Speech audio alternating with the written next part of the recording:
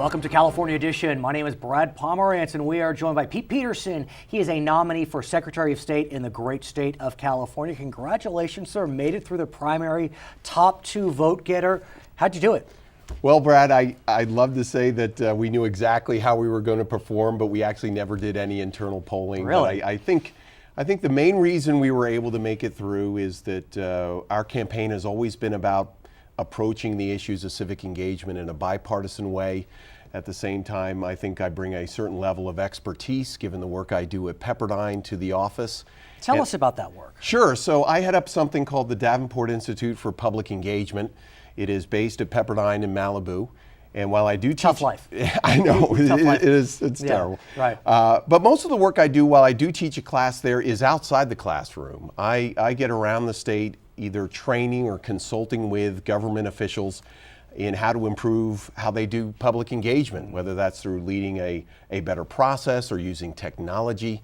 And so it's really been through that work in improving civic participation that I got to know our current Secretary of State a little bit and just saw an opportunity here to really transform an agency to improve how we connect with government. So let's talk about civic engagement, because when we look at the June primary, you know as well as anyone, voter turnout, not so good. Right. Pretty darn low. Yes, admittedly, on the Democratic side, the governor's race was not in contention, so there wasn't an election to drive people, at least on the Democratic side. On the Republican side, sure. Right. But that being said, what can be done? What are you looking to do to try to drive that voter turnout in a state where vote by mail is so easy? Yeah. Well, I think there are a few things. One is that we need to look at, and we've done research on this at Pepperdine, look at the reasons why people say they don't vote. And we recently released a report on that at Pepperdine. A lot of people say that they don't believe their vote is going to really make much of a difference. And I want to cut you off for a second. Yeah. You know where I am going. Yes, I do.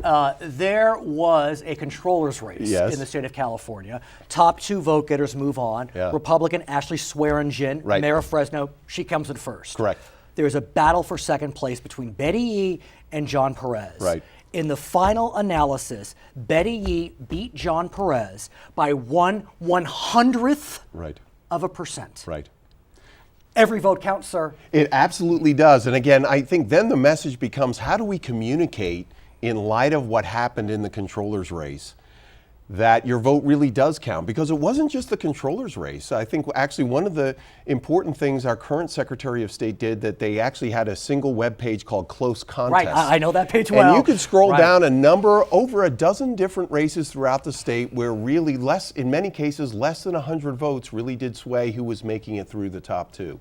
And so the question then becomes, how do we make that information available and put it in the minds of California voters? So what I'm suggesting, and I come from, before the work I did at Pepperdine, I was in more the printing, graphics, and marketing business, is that Same thing. Right, in many ways. Same thing. In many ways, it's looking at civic engagement as a marketing issue, because I think we should be enlisting private and public sector partners as partners in making sure voters know at different points, whether it's in retail establishments or through the Google homepage or through various different mechanisms, that making it easy for people to register and making sure that they know when primaries are coming up and when the general election is. Because one of the things we found, just to finish, is that when we looked at survey data, a lot of voters didn't even know that a certain primary date was coming up. The other challenge, and I'm going to use my home as an anecdote. I live in the Culver City area. Sure. I just got a ballot yesterday for a special election for a school board seat. That is probably the 5th ballot I've gotten this year, because there was a special for a state senate seat, an assembly seat, a city council seat.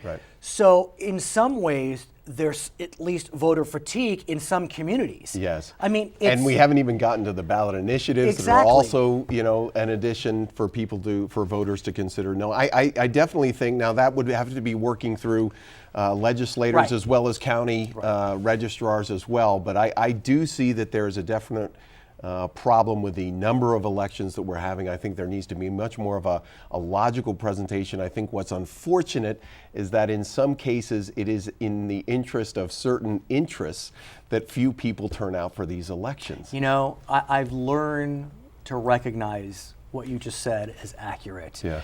Because I've always thought, there are some cities where, Los Angeles, for example, their election is off cycle. Right. And I would say to myself, that's ridiculous. Let's put them onto the presidential cycle, or at least the gubernatorial cycle. Right. And people have said, well, they don't want that. Well, they want low turnout. I learned this, Brad, most acutely. I was brought in as a consultant from some of my work at Pepperdine after the situation in Bell broke apart. And a friend of mine was the first interim city manager there. Wanted my help. Well, it's been a great relationship with Bell. I have to say that's a city that's really turned itself around, specifically in the area of civic engagement. Right. But what a lot of people don't know is the problems in Bell began at the ballot box, where Robert Rizzo and some other cronies got together, put a measure on the ballot that essentially allowed the henchmen of Bell to set their own salaries. And in a city of 32,000 people, less than 400 people showed up for that election. And so I've learned firsthand that in many cases, the people that have special interest as it relates to elections, they're very happy when few people showed up. And very much it's been my mission and promise as the next Secretary of State to improve our civic engagement and voter turnout. If you were Secretary of State right now, over this summer, you would have been engaged in a recount. Yeah. As you know, in the controller's race, which we just mentioned, Right. There was a request by the third place candidate, John Perez, to engage in a recount. Folks, including myself, were shocked to learn that under California law, the recount is done by county at the request of the voter who's asked for the recount. It's not statewide. Yeah. What is that? And even beyond that, as I have said, these are laws around these issues that could only have been written by self-interested politicians, right? It's because a bizarre not only can scenario. they designate what counties they want to recount, they can stop at any point when they see themselves taking the lead.